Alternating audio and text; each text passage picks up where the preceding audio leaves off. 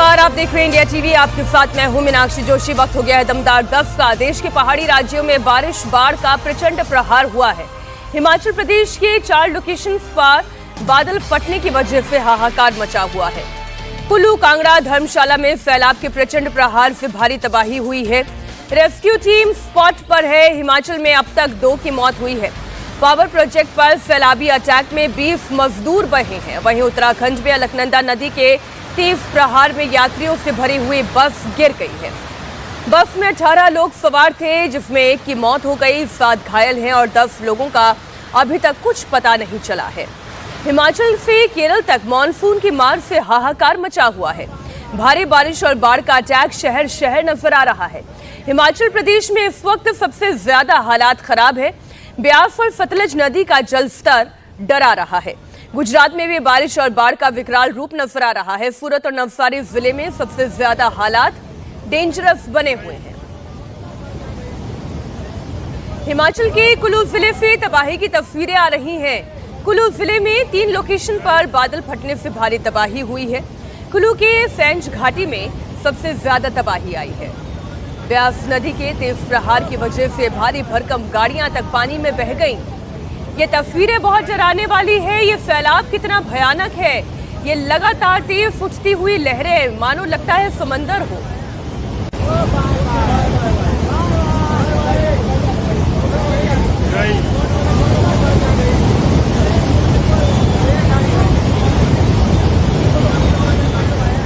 Pickup गाड़ी पानी के तेज प्रहार में कैसे बह गई? नदी का बहाव इतना तेज था कि चंद सेकंड में ही गाड़ी काफी आगे तक बहकर चली गई। इस वजह से निचले इलाकों में भी आप देखें, भारी बारिश और बाढ़ की परिस्थिति में निचले इलाके पूरी तरह से पानी में डूबे हुए नजर आ रहे हैं।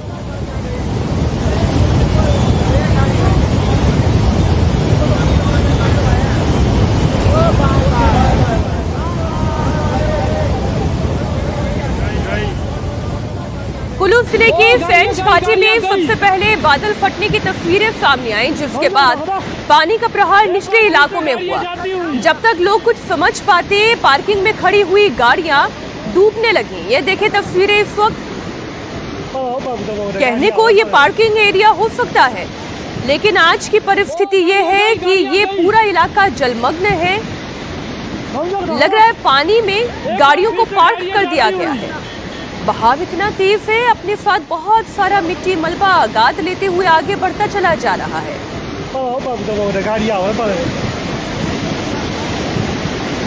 इसकी जोड़ी एक गाड़ियाँ गई। एक बार फिर से गाड़ियाँ जाती हुई।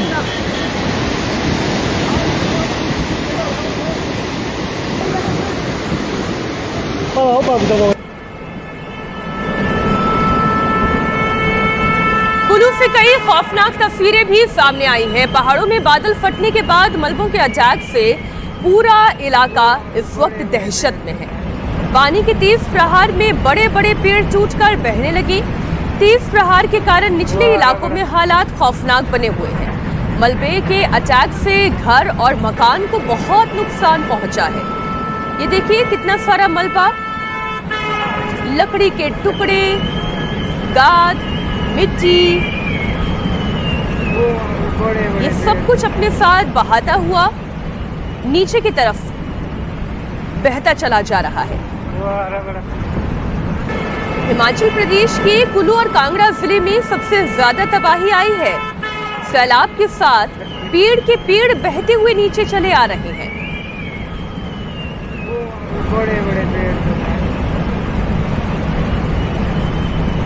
कुल्लू जिले में कुल 3 जगहों पर तबाही आई है। दर्जनों गाड़ियां पानी में बह गई हैं। एक तस्वीरें कुल्लू हिमाचल प्रदेश से ये भी आप देखें। बहुत ज्यादा तबाही लाते हुए सिउंड, ये देखो काली माता का मंदिर बच गया, बाकी सब कुछ चले गया। वो ये देखो सारा मलबा ही मलबा आया। बहुत ज्यादा तबाही होते हुए पूरा रोड चले गया। वो NHPC का टीम लगा जाने पर। स्कूटी। एक बार इन तस्वीरों को गौर से देखें। पहाड़ी पर बहुत से ज्यादा बहुत तबाही तेजी लाते के हुए। साथ पानी तलहटी की तरफ बहता हुआ चला आ रहा है। ये देखो अपने काली साथ माता का बहुत मंदिर बच सारा गया, बाकी मलबा सब कुछ लेते चले हुए आ जाओ। रहा है। इसमें पेड़ देखो। है, सारा मलबा ही मलबा आया। और बहुत मैला ज्यादा पानी ये तबाही बता होती रहा है। है कि अपने साथ बहुत सारी पूरा रोड मिट्टी चले काटते गया। हुए नीचे लेकर आ रहा है। ओ NHPC का टीन लगा जाने पर स्कूटी। जिस तरह से ये मलबा बहते हुए नीचे आ रहा है, अपने साथ साथ मलबा लेकर आ रहा है, लाते हुए पेड़ों को तोड़ते हुए अपने साथ लेते हुए आ रहा है। सिउंड। करीब 8 मकान ये हैं जो देखो काली डैमेज हो माता गए का हैं। मंदिर बच गया, बाकी सब NHPC कुछ का चले शेड और एक पुल भी पानी में बह गया है। कुल्लू में देखो। 20 से ज्यादा रास्ते इस वक्त सैलाबी मलबा आफत ही के मलबा चलते आया। बंद कर दिए गए हैं। बहुत ज्यादा तबाही होते हुए पूरा रोड चले गया।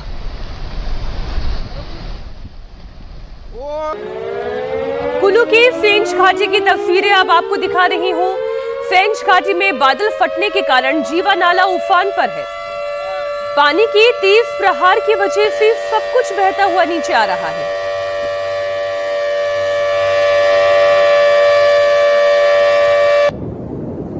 ये हूटर जो आप सुन रहे हैं, ये हूटर इसलिए है कि जिससे कि आसपास के रिहायशी इलाकों में रहने वाले लोग सचेत हो जाए।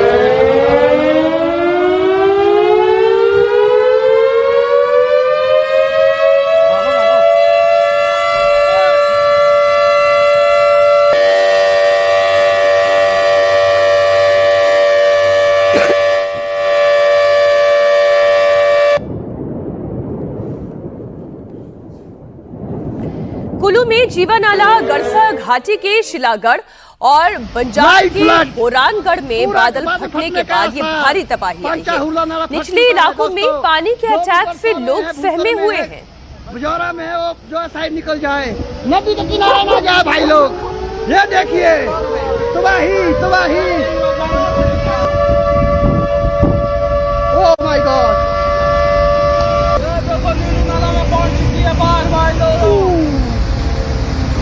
ये देख सकते हैं आप लोग, लाइव फ्लड, पूरा बादल फटने का असर। पंचाहुला नाला फट चुका है दोस्तों। जो भी गरसा में है, भुंतर में है, बुजौरा में है, वो जो साइड निकल जाए, नदी के किनारे ना जाए भाई लोग। ये देखिए तबाही तबाही। ओह माय गॉड,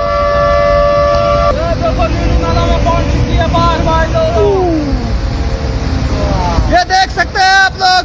कुल्लू में सैलाबी अटैक से स्कूल डूब गया। मंदिर के ऊपर से पानी बहने लगा। पानी की तेज बहाव में सड़क टूटकर बह गई। लोगों में भगदड़ जैसी स्थिति है। पूरा पुल गया, पूरा नाला ऊपर से आया हुआ है। ये नाला ऊपर, ये गाड़ी फंस गई है। टूरिस्ट की हुई गाड़ी थी, वो तो बचा ली है, गाड़ी फंस गई है। ये वाली, ये लेफ्ट में स्कूल है। स्कूल, वो व्यक्ति जो ये वीडियो बना रहा है वो खुद बता रहे हैं कि जो बाएं हाथ पर है वो स्कूल की इमारत थी और वो कैसे पानी के सैलाब की चपेट में आ गई है। कुल्लू में सेंज घाटी में 3 लोग पानी के तेज बहाव में बह गए, वो लापता है। रेस्क्यू टीम लगातार ऑपरेशन चला रही है। मौके पर आपदा प्रबंधन टीम भी मौजूद है, लेकिन फिलहाल इन लापता 3 लोगों के बारे में कोई जानकारी नहीं मिल पाई है। यहाँ सबसे पहले यहाँ ऊपर रूपीरला एक वाटरफॉल है, वहाँ पे एक लास्ट घर था, वहाँ से पीछे अपना बादल फटा। फिर बादल के साथ साथ ऊपर 3 आदमी और प्लस 4 घर, वो अपना सीधे चले गए, बह गए। और उसके बाद पानी का प्रेशर इतना आया, ये आपका 1 मेगावाट का प्रोजेक्ट था, ये पूरा अपना डूब चुका है, खत्म हो चुका है। और इधर से ये NHPC का प्रोजेक्ट, ये पावर हाउस इनका टोटल बंद है, शट हो चुका है। इधर ब्याड़ी वाले तो 3 बंदे गए वहाँ, 2 जनानियाँ, 1 मर्द, वो भी लापता है, वो भी नहीं है। और ये इधर सिउंड का वाला पाला चक्कर है, वो भी पता साफ कर दिया। 2:30 बजे ना, तो 2:30 बजे पहुँच गए वो इधर। ये लगड़ बगड़ सारा नीचे के लिए बड़ा मुश्किल हो गया। कुल्लू में भारी बारिश से तबाही के बाद लापता जिंदगियों की तलाश में एनडीआरएफ की टीम ग्राउंड पर मौजूद है। पुलिस और स्थानीय लोगों की मदद से मलबे में जिंदगियों की तलाश की जा रही है। चारों तरफ आप देखें, लकड़ी के बड़े बड़े टुकड़े हैं, कहीं पूरा का पूरा तना है, कहीं मिट्टी भर गई है। और हमारी एनडीआरएफ की टीम यहाँ आ रखी है। हमें सूचना मिली थी कि 3 लोग जो है मिसिंग है। अभी हम असिस्ट करते हैं एरिया को, उसके बाद जैसा भी होगा उसका जैसे इन्फॉर्मेशन हमको मिलेगी सीन चेक करने के बाद हम पता चलता है। हमारी एक टीम है सर यहाँ पूरी की पूरी एनडीआरएफ की टीम डिप्लॉय है और फील्ड इक्विपमेंट से, और उसके बाद अभी एरिया को असिस्ट करेंगे सर हम, और तभी जाके आगे के बारे में जानकारी पता चल पाएगा।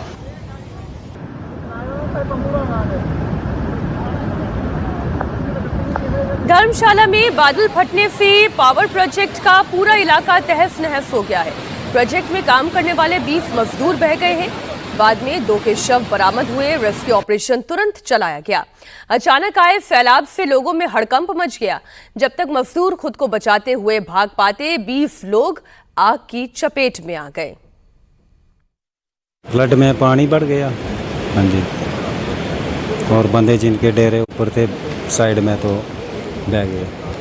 कितनी दूर है यहाँ से? आएगा सर कोई 3 किलोमीटर का होने, 3-4 किलोमीटर। कितनी डेड बॉडी मिली है ऊपर? ऊपर सर एक डेड बॉडी है ब्रिज नंबर 2 पर, और एक और बह के आई नीचे। हाँ, बाकी बह गए हैं सर। जब हम रूम में बैठे थे, सुबह से बारिश हो रही थी तो काम पे नहीं गए थे हम साइड पे। जब 1 बजे के बाद मौसम साफ हुआ तो हमारा प्लान था कि हम काम पे जाएंगे, लेकिन फिर से मौसम ख़राब हुआ, फिर हम काम पे नहीं जा पाए। और उसके बाद हमारे देखते देखते ही वहाँ बाढ़ आ गई और ऊपर से गाड़ियाँ गुड़ियाँ भी आई है पानी में बह के, और कुछ आदमी बता रहे हैं कि आदमी भी बह गए हैं पानी में। 2 के बीच में ही सर कुछ ऐसे मौसम जैसा ख़राब हुआ था, तो हम नीचे गए थे बाज़ार से सामान लाने, तो बोलते हैं आज ऊपर शिफ्ट होना है जी, ऐसे बोल रहे थे कंपनी वाले कि शिफ्ट होना है, लेकिन कन्फर्म किसी ने नहीं किया था सर अभी शिफ्ट होने का। तो सर जैसे ही हम ऊपर पहुँचे 10 मिनट भी नहीं रुके सर उधर, तो बंदे कुछ खाना खा रहे थे सर, तो ऊपर से देखा हमने कि कुछ ज़्यादा पानी का बहाव बढ़ रहा था सर। हमने उनको बोला कि यार भाई भाग जाओ उधर से। कुछ लोग चंबा के बंदों को भी बोलते यार इधर पार हो जाओ। उससे सर हम रोड से आगे, जैसे हम रोड में पहुँचे सर पीछे से नाला भी आ गया सर। हम काम पे थे, डे में सुबह गए हुए थे। आधे दिन के बाद बारिश ज़्यादा बढ़ गई तो उन्होंने बोला बारिश कम हो जाएगी तो वापस आ जाना आप काम पे। तो हम वेट कर रहे थे, उस उतने में ज़्यादा बढ़ गई। फिर लगे बोलने पर नीचे हो जाओ आप शिफ्ट। जैसे शिफ्ट हो रहे थे, रोड से पैदल चल रहे थे तो पीछे से पानी आ गया। फिर कुछ पहाड़ों पे चढ़े, वैसे जान बचाई, कुछ तो 1-2 चला गए बेचारे। रुद्रप्रयाग में अलकनंदा नदी की तेज धार में एक बस गिर गई है। बस में 18 लोग सवार थे। इनमें एक यात्री की जान जाने की खबर है। 7 लोग घायल हुए हैं और 10 लोगों के तेज धार में बहने की खबर आ रही है। फिलहाल रेस्क्यू टीम मौके पर मौजूद है। पुलिस लगातार राहत और बचाव कार्य में जुटी है। यात्रियों को बचाने का काम तेजी से किया जा रहा है। जो यात्री बच गए हैं उनकी चीख और पुकार सुनाई दे रही है।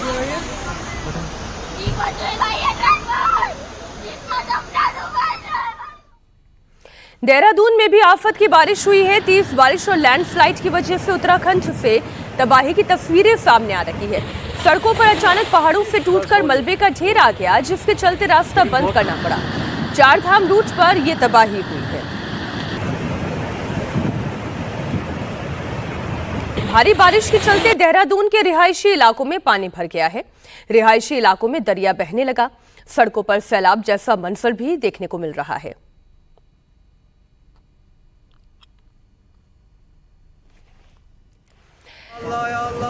अब करगिल की भी तस्वीर आपको दिखाते हैं।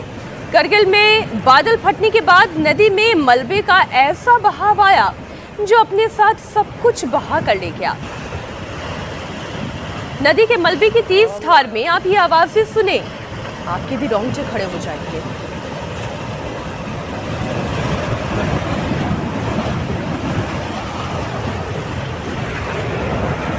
जिस शख्स ने इस घटना का वीडियो रिकॉर्ड किया वो भी बार बार ऊपर वाले को पुकार रहा था।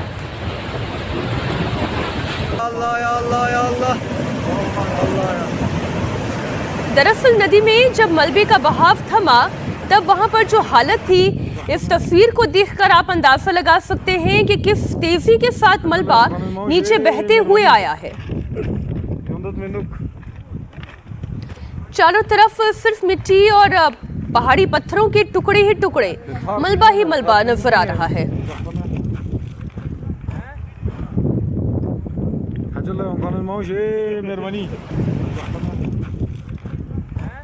जम्मू कश्मीर के राजौरी में भारी बारिश और लैंडस्लाइड से तबाही की भी तस्वीरें सामने आई हैं। ये तस्वीरें आपके सामने हम रख रहे हैं। राजौरी में पानी के तेज बहाव और इस मलबे के साथ आया हुआ कूड़ा करकट, मिट्टी, देखिए कितना गाद लोगों के घरों और दुकानों तक में घुस गया, सड़कों पर दिखाई दे रहा है।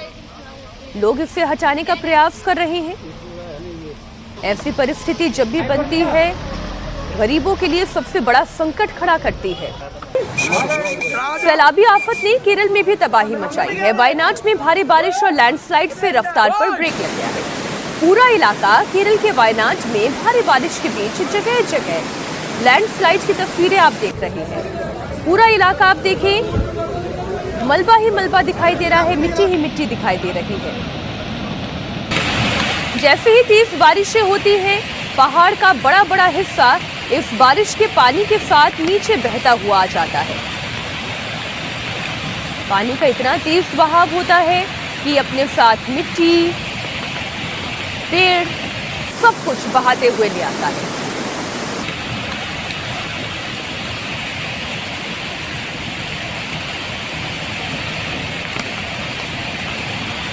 अब एक तस्वीर आपको गुजरात की भी दिखाते हैं। गुजरात के सूरत में आफत की बारिश का सितम जारी है।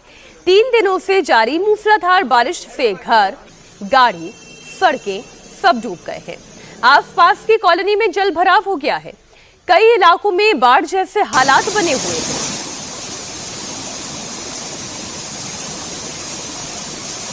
सूरत के साथ ही गुजरात के नवसारी में भी भयंकर बारिश का कहर जारी है। तेज बारिश के बाद जगह जगह जल भराव की स्थिति है। घरों में जहां पानी दाखिल हुआ, वहीं मंदिर के मंदिर डूबे हुए नजर आ रहे हैं। ये सड़क है, सड़क से लगी हुई सीढ़ियां हैं, लेकिन सीढ़ियां झरने का रूप ले चुकी हैं। बहाव इतना ज्यादा है कि मंदिर का आधा से ज्यादा हिस्सा पानी में डूबा हुआ नजर आ रहा है। राजस्थान के उदयपुर में बारिश के कारण जनजीवन अस्त व्यस्त है। बारिश के बाद सड़कों पर पानी भरा हुआ है। झमाझम हुई बारिश ने गर्मी से राहत तो दी है, साथ ही कई जगह भारी बारिश से लोगों को परेशानी का सामना करना पड़ रहा है।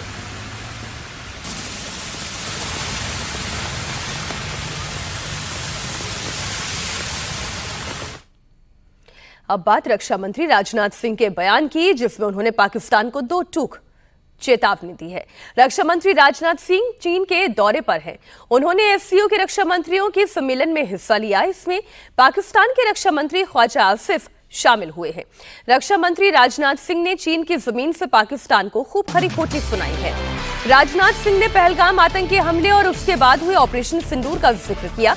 रक्षा मंत्री ने कहा कि सीमा पार से होने वाले आतंकी हमलों को रोकने के लिए भारत ने 7 मई 2025 को ऑपरेशन सिंदूर को अंजाम दिया। रक्षा मंत्री ने पाकिस्तान को हिदायत दी कि अगर दोबारा आतंकी घटना होती है तो भारत फिर घुसकर मारेगा, क्योंकि आतंकवाद के खिलाफ भारत अपने जीरो टॉलरेंस की नीति पर कायम है।